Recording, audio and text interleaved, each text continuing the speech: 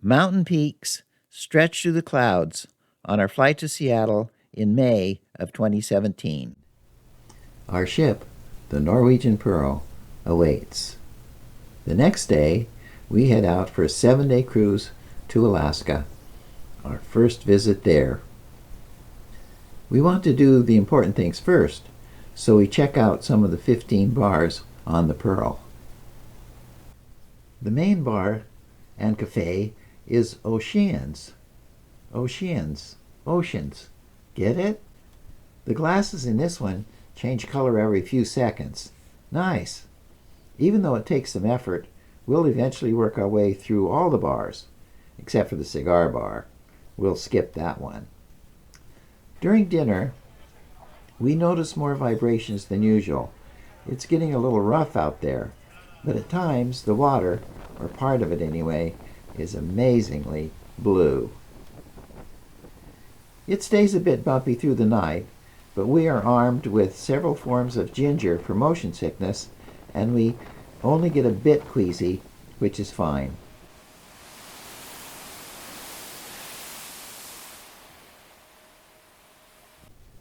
In the morning at Oceans, I have my favorite tummy settler, green creamed menthe soda. I'll end up having several of these, for medicinal purposes, of course. The only trouble is, they turn your teeth and tongue green temporarily. Oh well. The weather clears and we spend most of our first full day at sea on calm waters as we begin to experience Alaska's scenic grandeur. When we approach Juneau, we find that this capital city of 35,000 is reachable only by plane or boat, not by land. The first thing we'll do on shore is take a bus tour to learn about the area. As we dock, the sea takes on the look of molten metal. After our bus tour, we wander around downtown Juneau. I notice it has a lot of interesting bars. Good. I like that in the town.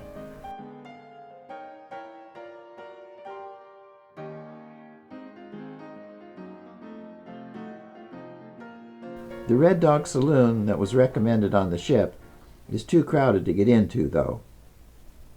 Later that day, we bid farewell to Juneau and head for our next stop.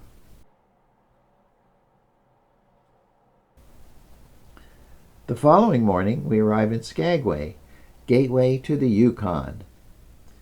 Skagway has a population of about 1,000. It's a very interesting old gold rush town, evidently made almost entirely of wood. If you're brave enough to live here, they'll put your kids through college free. Signs ask people not to burn the town down. Please.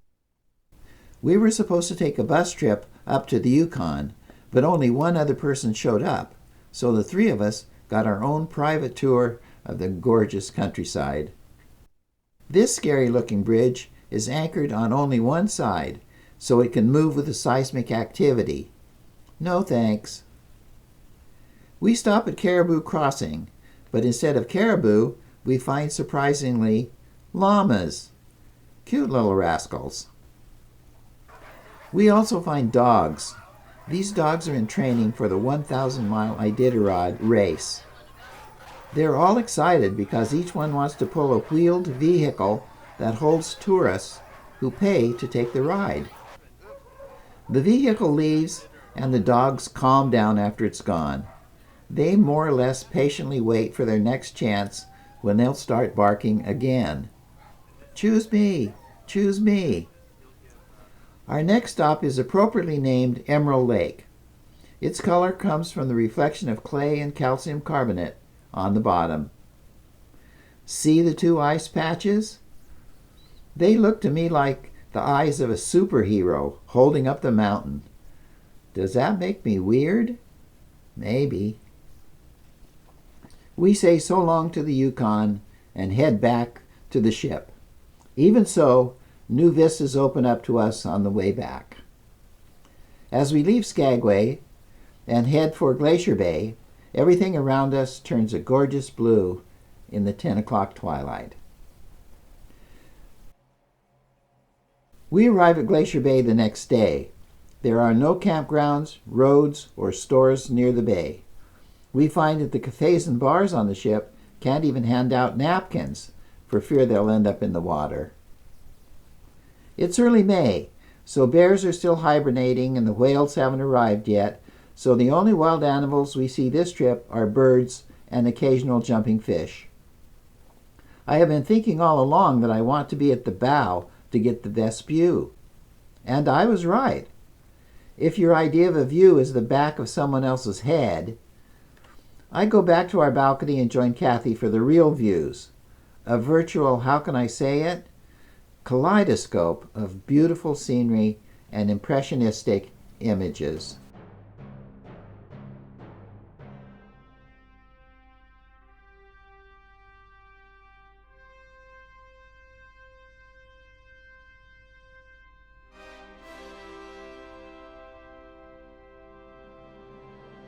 I'll pause on this one. It looks like a pelican made of ice. As the moon rises over a remarkably calm sea, we make our way towards Ketchikan. On the next day, May 12th, my 79th birthday, we pull into Ketchikan. Kathy's birthday was just 3 days ago in Juneau. It's a 2-birthday trip. Ketchikan is known for its waterways.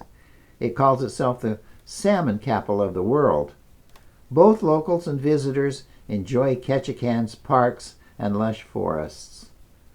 This lush forest includes a zip line through the trees. We'll pass on that one. Ketchikan is known, too, for its focus on the arts and Alaskan Native culture. After a fun day, we get a panoramic view of the forest as we say goodbye to Ketchikan and set out for one more day at sea before returning to Seattle. But we will carry with us fond memories and the hope that we can someday return for another adventure in beautiful Alaska.